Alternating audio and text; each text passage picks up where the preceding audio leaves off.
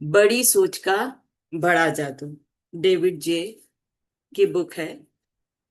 तो पिछले उसमें हमने देखा कि एक एग्जीक्यूटिव रहता है, तो वो उसका मार्केट डाउन होता है तो वो उसी बारे में सोचता रहता है, तो वो डाउन में जाता रहता है।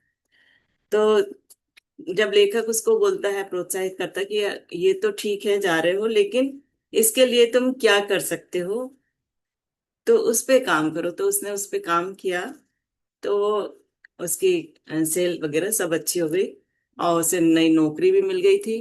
लेकिन फिर उसको वही वही जो काम कर रहा था वही बहुत अच्छा हुआ, तो वो उसी में आगे बढ़ गया। तो मतलब सकारात्मक ऊर्जा का कितना प्रभाव पड़ता है ये बताएं।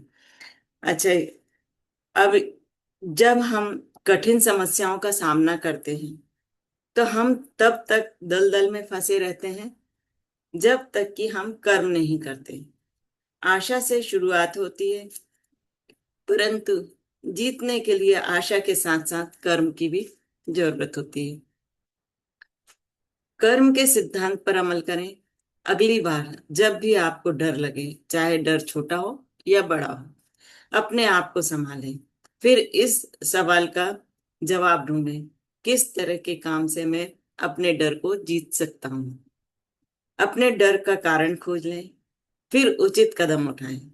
डर और इनके उपचार के कुछ उदाहरण यहाँ पर उन्होंने कुछ उदाहरण दिए हैं कि किस तरह के डर रहते हैं और उनका इलाज कैसे किया जा सकता है।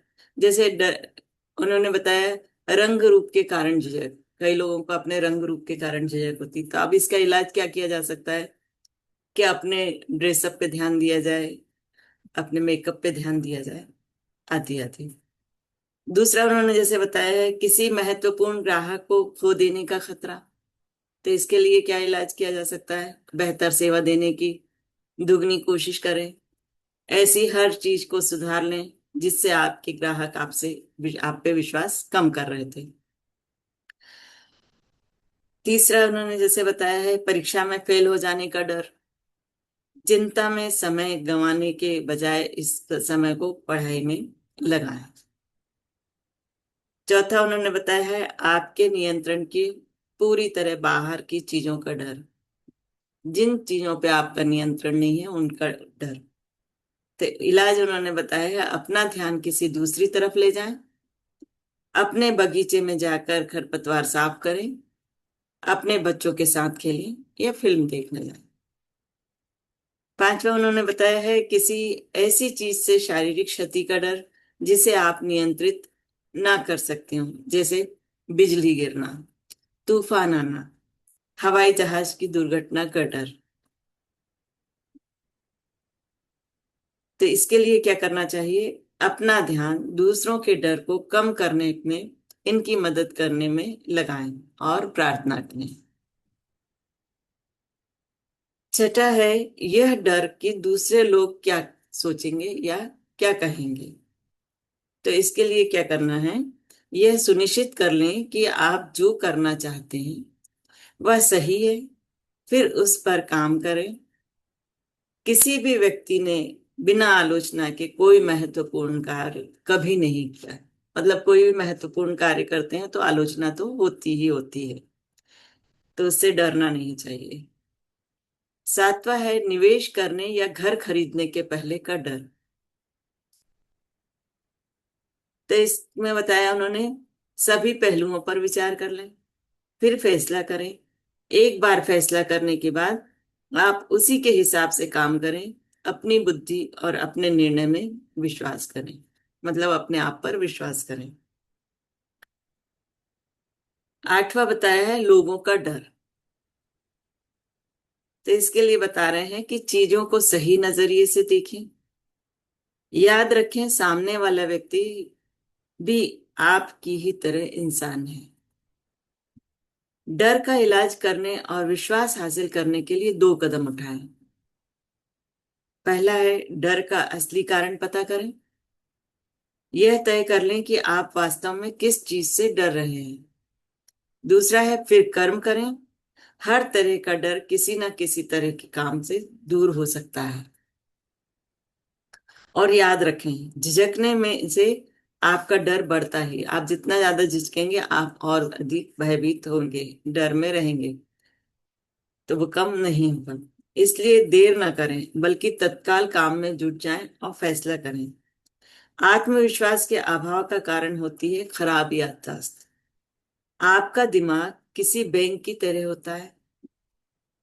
हर दिन आप अपने दिमाग के बैंक में विचारों को जमा करते जाते हैं। विचारों का यह संग्रह बढ़ता जाता है और आपकी याददाश्त बन जाता है। जब भी आप सोचने बैठते हैं या आपके सामने कोई समस्या आती है, तो दरअसल आप अपनी यादों के बैंक से पूछते हैं, इस बारे में मैं क्या जानता हूँ। आपकी यादों का बैंक पहले से जमा किए हुए विचारों के संग्रह में से आपको आपकी मनचाही जानकारी देता है। आपकी यादें ही वह मूलभूत सप्लायर हैं जो आपको नए विचार के लिए कच्चा माल प्रदान करती हैं। आपकी यादों के बैंक का टेलर बहुत ही भरोसेमंद है।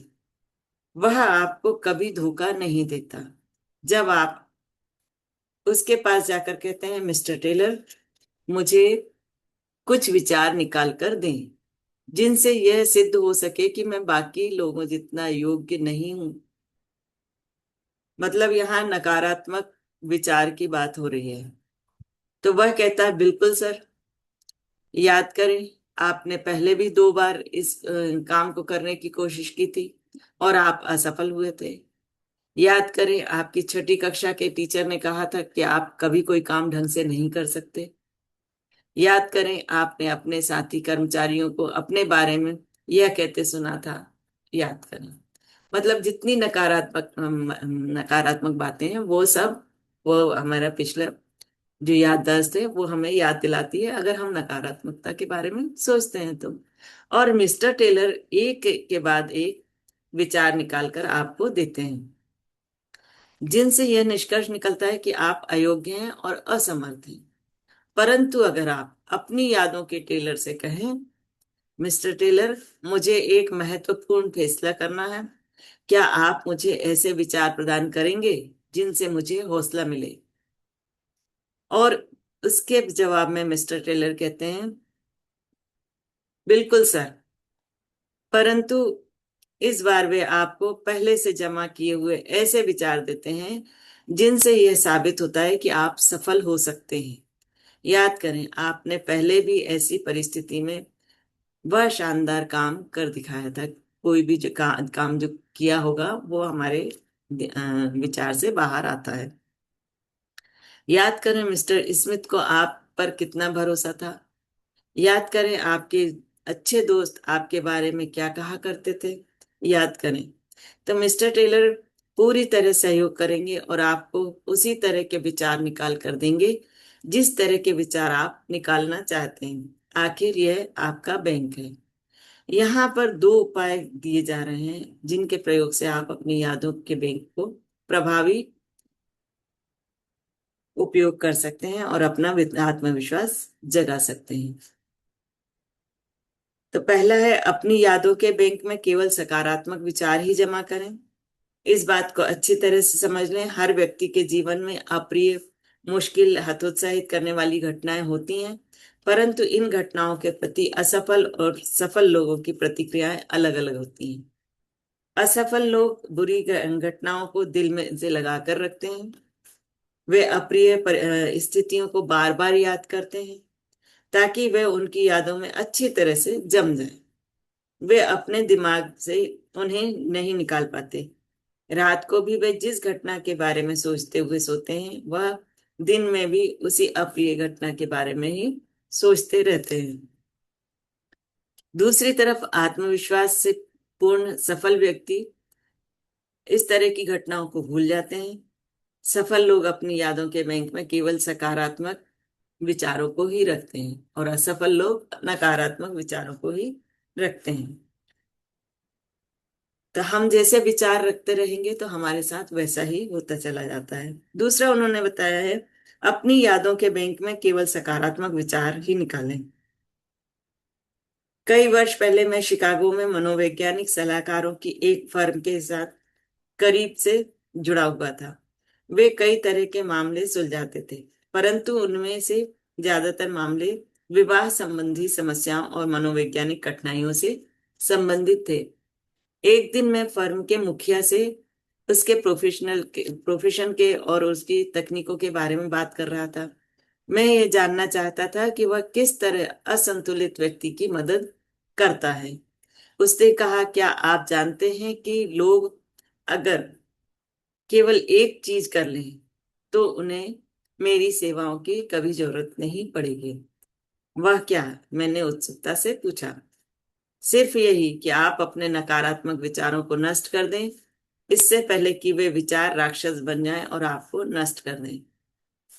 मैं जिन लोगों की बात कर रहा हूँ या जिन लोगों की मदद करता हूँ, उनमें ज्यादातर लोग मानसिक आतंक की दुनिया में रहते हैं। मतलब कोई भी नकारात्मक बातें होती हैं तो केवल उन्हीं के बारे में सोचते हैं और वही कार्य करते जाते हैं।